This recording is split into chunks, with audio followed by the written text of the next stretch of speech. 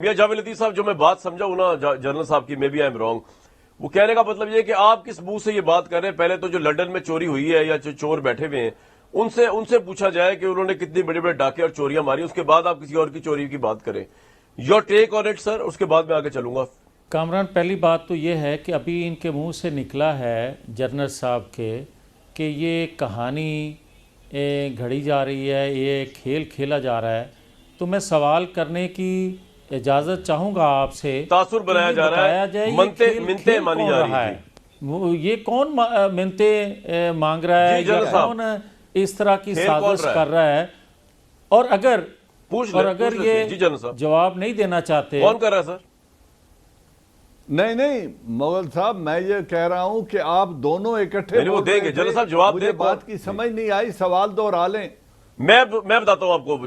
जावेद लतीफ साहब कह रहे हैं कि जो आपने कहा है खेल खेला जा रहा है, तासुर दिया जा रहा है, ये खेल कौन खेल रहा है? इस हुकूमत के खिलाफ कौन तासुर दे रहा है? देखें, आसिफ अली जरदारी ने क्या कहा है कि मुझे इशारा हो गया है और मुझे मदद के लिए कहा जा रहा है। शहबाज शरीफ कह रहे हैं नहीं, हमें मदद के लिए कहा गया है और हमें इशारा हो गया है। तो अब मैं इनसे पूछना चाहता हूं, किस इशारे के मोहताज हो? ज़हनी तौर पे, इखलाकी तौर पे सियासत क्यों नहीं करते? क्यों इशारों के मोहताज हो अगर हो गए हैं तो? और कौन कर रहा है ये? लाहौर में शाम को निकल जाए मुगल साहब, आपके अपने हलकों में आपको पता चल जाएगा कौन क्या कर रहा है और किसकी तरफ जो है वो इशारे हो रहे हैं।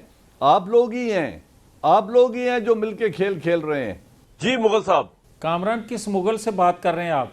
मियां जावेद लतीफ साहब आपसे। कामरान, मैं ये कहूँगा कि पहली बात तो ये है कि मुझे ये समझ नहीं आती कि ये किस जमात से तल्लक है जनरल साहब का और किस जमात की ये नुमाइंदगी करते हैं। यार इस बात को छोड़ो, ये सवाल करता हूं। Third class, none of your business. जिसने बुलाया है मेरे भाई, उससे बात कर लो। दूसरा इनको जरा खामोश करवाएं, हौसला करें। जर्नल होंगे मगर हौसला भी करें। आप पब्लिक में आए हैं, अब हौसले से बात सुननी पड़ेगी। आपको मैं ये कहूँगा कि आपको आज तक अगर ये नहीं पता चला कि ये खेल कौन खेलता है और कौन जरदारी साहब को ऑफर करता है, और जो बात मुस्लिम लीग के हवाले से आप करते हैं, तो मुस्लिम लीग किसी से ना बात करने के लिए तैयार है और ना किसी तरफ देख रही है। हम तो सिर्फ ये कह रहे हैं कि आप जैसे जो बिला वजह उनको डिफेंड करते हैं, आप एक जमात बन के उनके इत्तेहादी बने हुए हैं। खुदा के लिए आप हट जाएं, जमातों को अवाम में मुकाबला करने दें। अवाम जिस जमात के मंशूर को, लीडरशिप को पसंद करें, उसके साथ खड़े हों। अब मैं एक और बात करना चाहता हूँ।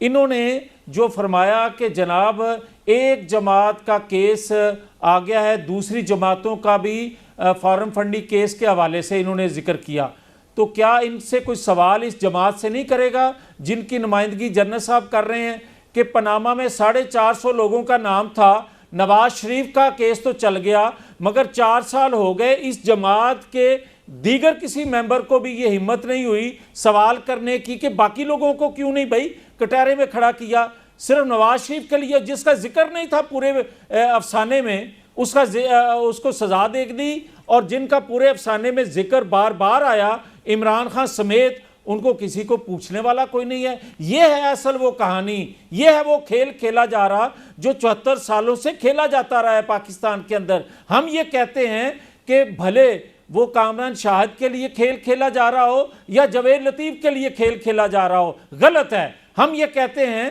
कि जिस जमात से तल्लक है जनरल साहब का, हम कहते हैं ना इनको सपोर्ट होनी चाहिए और ना ही हमें सपोर्ट होनी चाहिए, ना कामरान शाहिद को होनी चाहिए। आईनी हदूद में रहते हुए अगर लोग जनरल साहब को पसंद करते हैं तो भले इनको मुंतखब कर लें।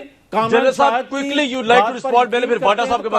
के साथ चलना चाहिए। मैंने तो देखे इनके पास वक्त बहुत है, मैंने तो बड़ी स्ट्रेट बात की थी कि कोई भी आदमी अबव लॉ नहीं है, कोई पॉलिटिकल पार्टी अबव लॉ नहीं है, कोई सियासतदान जो मैदान सियासत में आके लोगों के मैंडेट को लेके असेंबलियों में बैठता है अबव द लॉ नहीं है।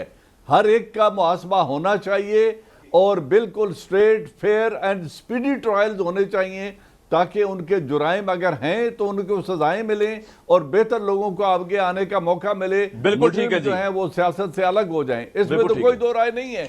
मैं ये बात कह दूं, सियासी पार्टी से ताल्लुक है, बिल्कुल ठीक है जनरल ना साहब, मैं इसमें बिलीव बिल्कुल ठीक करता। है। जनरल साहब के आजाद व्यूज हैं, हम उसकी रिस्पेक्ट करते हैं और ऑब्वियसली उनको उसी डोमेन के अंदर जो है ना आजाद एनालिस्ट के तौर पर बुलाया जाता है। मैंने कहा ये तो बता दूं। वे डिस्कशन जारी है, एक ब्रेक लेंगे। Very warm welcome back to this show. वाटा भाई, बात ये है, ये जनरल साहब ने बात की, ये बड़ा आम तासुर आजकल फैला हुआ है। कोई कॉलम लिख रहा है कि चाइना जो है पाकिस्तान के साथ नाराज हुआ हुआ है कि जब तक नवाज शरीफ को इंसाफ नहीं मिलेगा वापस नहीं आएंगे, तो पता नहीं कितना पैसा सी पैक का मद में या कर्जे वो नहीं मिलेंगे। सऊदी अरब की मुलाकातें हो रही हैं नवाज शरीफ के साहब के साथ, डील का तासुर उभर रहा है। आपके ऊपर प्रेशर है नवाज शरीफ को लेके कि नवाज शरीफ को न्यूट्रल फील्ड दी जाए, उनके केसेस को न्यूट्रल वो दिया जाए, ये है तासुर आपको?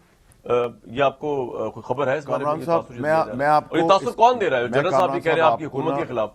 Who is giving this? जी कामरान साहब मैं आपको ना इसको सम अप कर देता हूं ताकि आसानी हो जाए। देखिए, अभी मनी बिल आ रहा है सर। जो असेंबली में, जनाब, उसके ऊपर चाय की प्याली में तूफान है।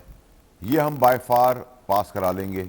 जैसे जैसे मैं पहले प्रेडिक्शंस करता रहा कि सेनेट हो या असेंबली में हो या बिल्स हो, वो सब पास होते रहेंगे, इन्हीं की मदद से होते रहेंगे, ये भी उसमें शामिल होंगे बैकडोर से।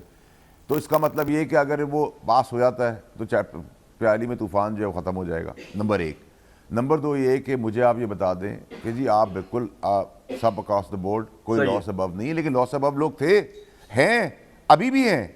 एक आदमी जो यहाँ से कॉन्ट्रैक्ट करके नवाज शरीफ चला गया, 9 साल जला वतनी गुजारी और कॉन्ट्रैक्ट बाद में आया कि जी वो माफ़ी तलाफ़ी करके निकल गए हैं, एनआरओ उनको मिल गया, फिर वो इस बार कन्विक्ट हुए, मुजरिम साबित हुए, जेल गए, जेल से भी वो निकल के चले गए। उसके बाद मॉडल टाउन पे आप आ जाएं, मॉडल टाउन का इंसाफ का क्या हुआ?